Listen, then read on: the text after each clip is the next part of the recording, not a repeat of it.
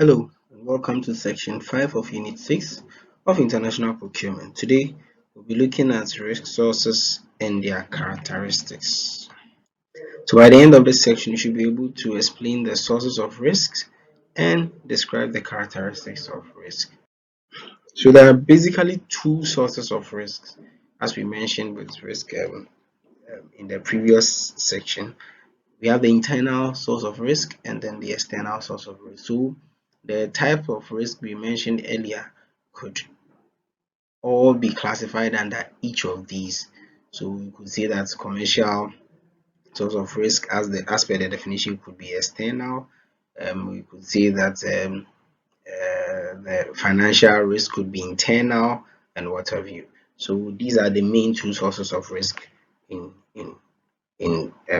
risk identification. So equipment breakdown, supplier failure, supplier quality problems, delivery chain disruptions, change in customer demands, transportation failure, all of these fall under the international source of risk. And then we have the external source of risk, where we have the increased raw material prices, the natural disasters, oil and gas market crisis, strikes and terrorist attacks. All of these could also come in as an external source of risk. So we have the characteristics of risk. We have the situational, the time based, the time size of enterprise, the value based, and then the nature of business. All of these are also characteristics of risk. So let's look at the situational um, risk. So changes in a situation can result in a new risk, such as natural disaster, terrorist attack, and change in consumer demand. So these are what we term as situational risks. So it mainly happens as a result of a change in a situation. So let's say a change in government could bring about some form of terrorist attacks. Again, a change in consumer demands or a change in an activity could also result in natural disaster. So you are not allowed to build in waterlogged areas. But then if there's a change in the building patterns, everybody is building around these areas, then you could have buildings going down and all that. Then we come to the time based one. So in this case, probability of the risk occurring at the beginning is very high due to the unknown factor and diminishes along as it progresses. In contrast, the impact from a risk occurring is low at the beginning and higher at the end. So for time-based characteristics of risk, in this case, the probability of the risk occurring at the beginning is very high due to the unknown factor and diminishes along its progress. So in contrast, the impact from a risk occurring is low at the beginning and high at the end. Oil and gas market crisis and delivery chain disruptions can be classified under this. So sometimes when you don't know the probabilities of, a certain risk occurring, then you could say that, at the beginning stages, you don't know, so, or you are not privy to it, so the risk of occurrence is very high, and later, when you get to know more about the item in question or the project in question, then the risk may diminish. And then in the contrasting vein, it could also be at the other way around, where you know that, okay, this is how it's going to be, but you didn't know these were some unforeseen occurrences that could hit you, and then that one too, the end comes with a higher form of risk. Now look at the size of business enterprise. So small businesses are less exposed to business risk because they enjoy the flexibility of operation and can easily adapt themselves to changing circumstances. On the other hand, bigger the bigger the size of a business, the lesser the flexibility possessed by it. Hence, bigger businesses are more exposed to business risk. So basically, that is the size of business as a characteristic of risk as well. Then we come to the value based.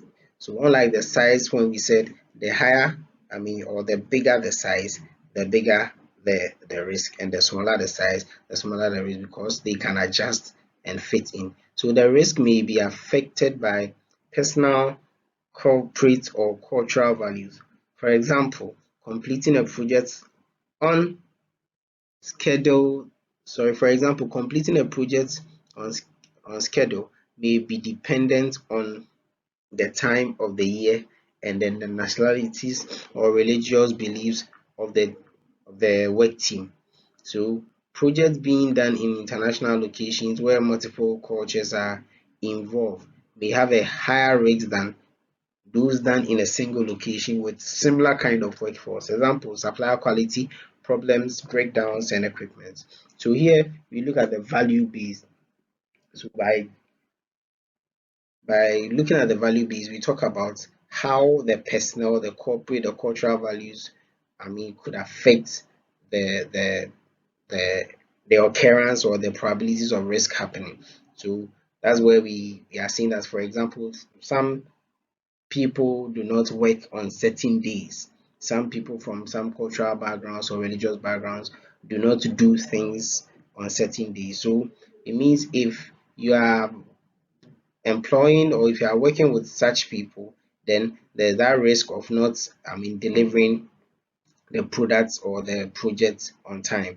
So all of these may also turn in to affect supplier quality problems, breakdowns, and all of that. Again, you could also say that some people, based on their religious beliefs, have days of rest. Again, others of various nationalities have, let's say, public holidays or beliefs to their own discretion. So all of these are characteristics of race that can um, arise or that can come up in a project or in an international trade or international procurement. Then come to the nature of business. In the case of business enterprises engaged in manufacturer purchase